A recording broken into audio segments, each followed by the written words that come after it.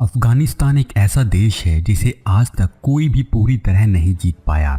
जिसने भी अफगानिस्तान को जीतने की कोशिश की वो पूरी तरह से बर्बाद होने की कगार पर पहुंच गया।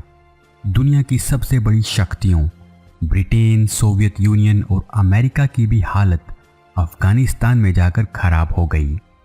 आखिरकार अफगानिस्तान में ऐसा क्या है कि इसे आज तक कोई भी नहीं जीत पाया।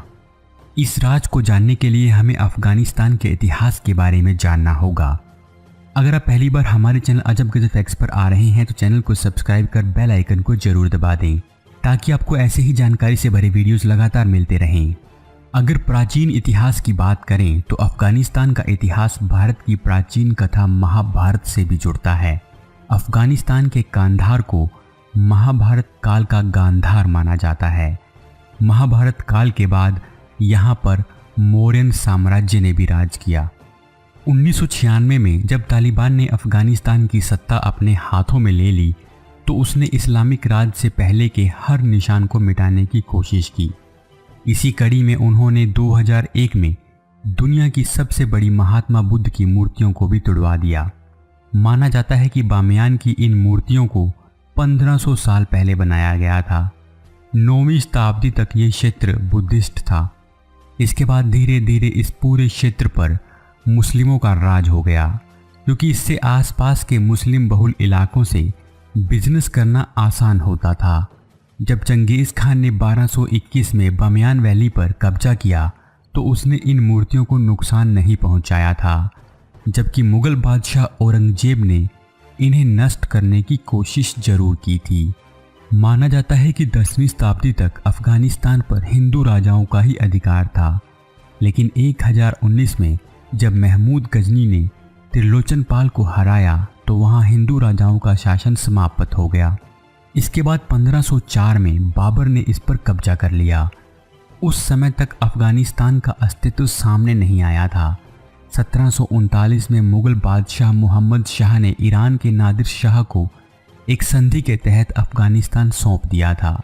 1870 तक बहुत से अरब आक्रमणकारियों के आक्रमणों के बाद अफगानिस्तान पूरी तरह से एक इस्लामिक देश बन गया था। जब भारत अंग्रेजों के कब्जे में था उस समय ब्रिटिशर्स ने रूस से अपने भारतीय साम्राज्य की रक्षा के लिए अफगानिस्तान पर कब्जे की बहुत सी कोशिशें की थी, जिसके बाद ब्रिटिश अफगान वॉर्स की शुरुआत हुई थी। अफगान के साधारण से लड़ाकों ने बिना बड़े हथियारों और सेना के दुनिया के सबसे ताकतवर मुल्क ब्रिटेन को भारी नुकसान पहुंचाया था। अमेरिका के अफगानिस्तान से निकलने के बाद वहां जितनी तेजी से तालिबान का कब्जा हुआ उसकी कल्पना खुद तालिबान ने भी नहीं की थी। लेकिन इससे इस बात का अंदाजा तो लगाया ही जा सकता है कि अफगान में कितनी तेजी से परिस्थितियां बदल सकती हैं। 20 साल तक अफगानिस्तान में अमेरिकी सेना के रहने के बाद जिस तरह अमेरिकियों ने अफगानिस्तान को छोड़ा उसके बाद हर तरफ अमेरिका की आलोचना हुई। अमेरिकी राष्ट्रपति जो बाइडेन ने सेना को वापस बुलाने के फैसले को सही ठहराते हुए कहा, अमेरिकियों को एक ऐसे युद्ध में नहीं मरना चाहिए जिसे खुद अफगानी लोग न लड़ना चाह रहे हों। अफगानिस्तान एक बहुत ही जटिल देश है जिससे जीतने की कोशिश में बड़ी बड़ी शक्तियों को ऐसा नुकसान सहना पड़ा जिसकी भरपाई आज तक नहीं हो पाई। हालांकि अफगानिस्तान बहुत ज़्यादा शक्तिशाली नहीं है, लेकिन विदेशी ताकतों की दखल ने वहां के लोगों को लड़ने की वजह हमेशा दी है। ऐसा भी नहीं है कि किसी ने अफगानिस्तान को जीता ही नहीं। मंगोलों में चंगेज़ खान, ईरानियों में महमूद गजनी और सिकंदर ने भी अफगानिस्तान को फतह किया था। लेकिन पिछली कुछ सदियों की बात करें तो दुनिया की सबसे बड़ी ताकतों के लिए अफगानिस्तान एक कब्रगाह जैसा साबित हुआ है। जिस वक्त अंग्रेजों की ताकत चरम पर थी उस वक्त उसने अफगानिस्तान को अपने नियंत्रण में रखकर मध्य एशिया में अपनी पकड़ मजबूत बनाने की कोशिश की थी। इसके लिए उसने 1839 से लेकर 1919 तक 3 बार अफगानिस्तान के साथ युद्ध लड़े, जिन्हें एंग्लो अफगान वॉर कहते हैं। इसमें एक बार ही वो कुछ दशकों तक अफगानिस्तान पर राज कर पाया था। 1839 में पहले एंग्लो अफगान वॉर में अंग्रेज काबुल पर कब्जा करने में कामयाब रहे, लेकिन काबुल जीतने के बाद भी इस लड़ाई में अंग्रेजों को भारी नुकसान हुआ और 3 साल के भीतर ही अंग्रेजों को अफगानिस्तान छोड़कर भागना पड़ा। अफगानिस्तान को छोड़कर निकले 16,000 ब्रिटिश सैनिकों में से सिर्फ एक सैनिक ही जिंदा बच पाया था। इस लड़ाई के बाद लंबे समय तक अंग्रेजों ने अफगानिस्तान पर हमला करने की कोशिश नहीं की। इसके बाद 1878-80 के बीच दूसरा एंग्लो अफगान युद्ध शुरू हुआ। इसमें अंग्रेजों को जीत मिली। इस लड़ाई के बाद अफगानिस्तान पर ब्रिटिशर्स का राज हो गया, लेकिन इस बार अंग्रेजों ने अपने किसी अफसर को काबुल की कमान देने की बजाय एक अफगान आमिर को काबुल की बागडोर दे दी और अपनी सेनाओं को वापस बुला लिया। इसके बाद अगले कुछ दशकों तक अफगानिस्तान ब्रिटिश कंट्रोल में रहा, लेकिन 1919 में अफगान के उस आमिर ने अंग्रेजों के खिलाफ विद्रोह कर दिया, जिसके बाद तीसरा एंग्लो अफगान युद्ध शुरू हुआ। इस समय प्रथम विश्व युद्ध के कारण ब्रिटेन की ताकत बहुत कमज़ोर हो चुकी थी। वहीं दूसरी ओर रूस में क्रांति हो गई थी। अगर आप रूसी क्रांति का पूरा इतिहास जानना चाहते हैं तो वो वीडियो भी आप अजब गजब फैक्ट्स चैनल पर देख सकते हैं।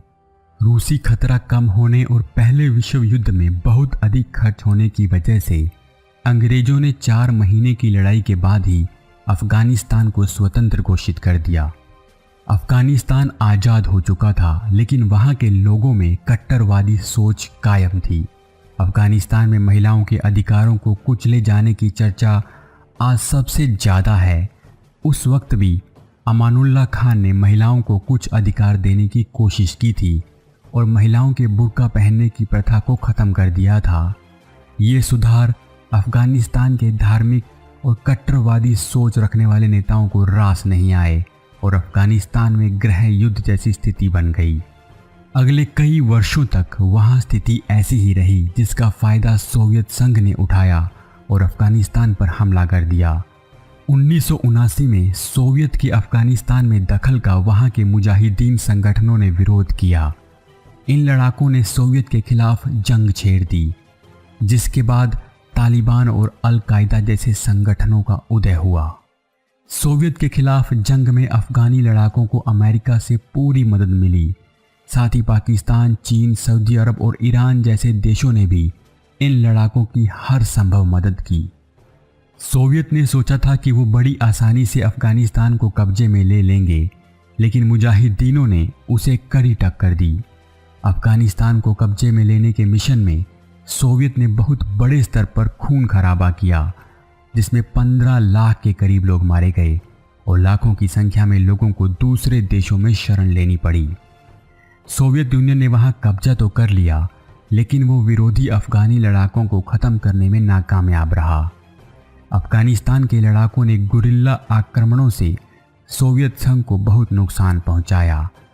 सोवियत संघ के लिए स्थिति वैसी ही थी जैसी अमेरिका के लिए वियतनाम में उत्पन्न हो गई थी। वियतनाम वॉर में अमेरिका को भारी नुकसान उठाना पड़ा था। अगर आप वियतनाम वॉर के बारे में भी जानना चाहते हैं तो उसका वीडियो भी आप हमारे चैनल पर देख सकते हैं। सोवियत के लिए इस तरह की स्थिति को पैदा करने में अमेरिका का सबसे बड़ा हाथ था।